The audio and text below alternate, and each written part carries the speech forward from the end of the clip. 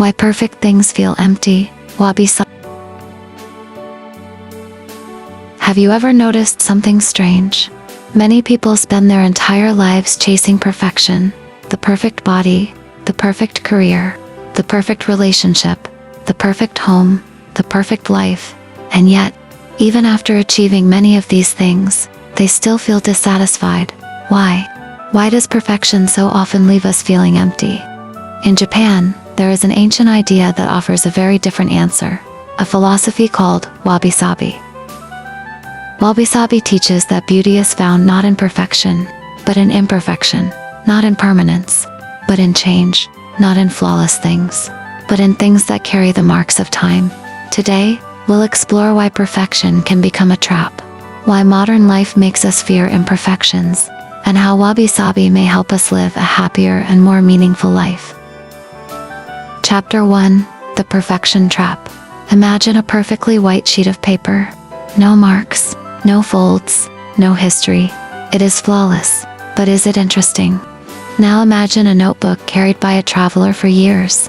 Its pages are worn, corners are bent, notes fill every page. Suddenly it tells a story. Humans are the same. Perfection often feels empty because it contains no story, no struggle, no growth, no humanity. Chapter 2: The Age of Comparison. Never before have people compared themselves so much. Every day we see perfect vacations, perfect bodies, perfect families, perfect success stories. At least that's what they appear to be. Social media rarely shows fear, rarely shows failure, rarely shows loneliness. We compare our real lives to someone else's highlight reel, and we lose every time. Wabi-Sabi reminds us that reality was never meant to be perfect. Chapter 3: The Beauty of Cherry Blossoms.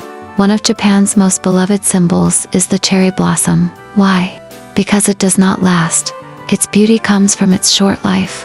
People gather beneath the trees knowing the petals will soon fall. In fact, if cherry blossoms lasted forever, they might become ordinary. Their fragility is what makes them precious. The same is true for many moments in our lives. Chapter 4: Why we fear imperfection. Many people fear making mistakes. They fear failure. They fear looking foolish. But consider this: every skill you've ever learned began with being bad at it. Walking, speaking, driving, working, creating. Nobody begins as an expert. Perfection is often the enemy of progress. Because perfection demands certainty before action, growth requires the opposite. Chapter 5: The Old Wooden Table. Imagine an old wooden table. Its surface is scratched, its edges are worn, its color has faded. A brand new table may look more impressive, but the old table holds memories. FamilyDinners.com, Conversations.com, Celebrations.com. Years of life, its imperfections are evidence that it was loved. Wabi-Sabi teaches us to see beauty in these marks.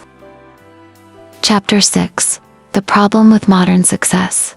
Modern culture teaches us to constantly improve, earn more, buy more, achieve more, become more. But eventually a question appears: when is enough enough? Many people spend decades climbing a ladder, only to discover it was leaning against the wrong wall. Wabi-Sabi encourages a different question. Not, how can I become perfect? But, how can I appreciate what already exists? Chapter 7: The Cracks We Hide. Most people hide their weaknesses, their failures, their regrets, their scars. Yet these experiences often shape the most meaningful parts of their lives.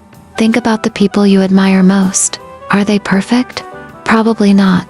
More often, they are people who faced difficulties and continued moving forward.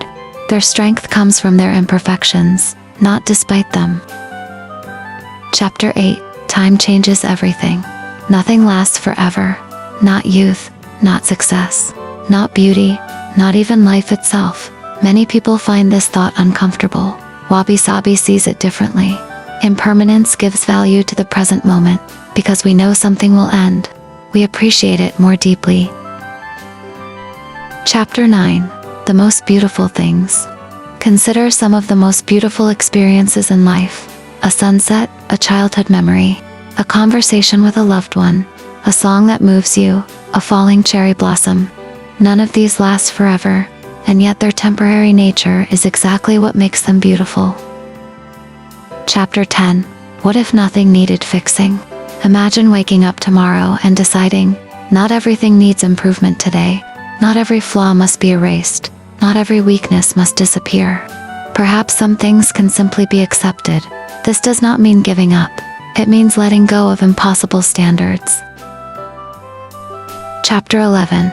Learning to see differently. Wabi-Sabi is not merely a philosophy.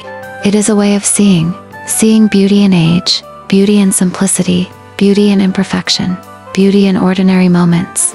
Once you begin noticing these things, the world changes, not because the world changed, because your perspective changed. Chapter 12. The freedom of imperfection. Many people spend years waiting until they are smarter, richer, more attractive, more successful, before they allow themselves to be happy. But life continues moving while they wait. Wabi-Sabi offers freedom. The freedom to appreciate life now, not after perfection arrives, because perfection never arrives. Final chapter. Why perfect things feel empty. If you remember only one thing from today's video, remember this. A crack does not always ruin something. A wrinkle does not erase beauty. A mistake does not erase worth. An imperfect life can still be a beautiful life. Perhaps the reason perfect things feel empty is because perfection leaves no room for humanity. Wabi-Sabi reminds us that our flaws, changes, scars, and imperfections are not obstacles to beauty, they are beauty. Thank you for listening, and remember, some of the most beautiful things in life are beautiful precisely because they do not last forever.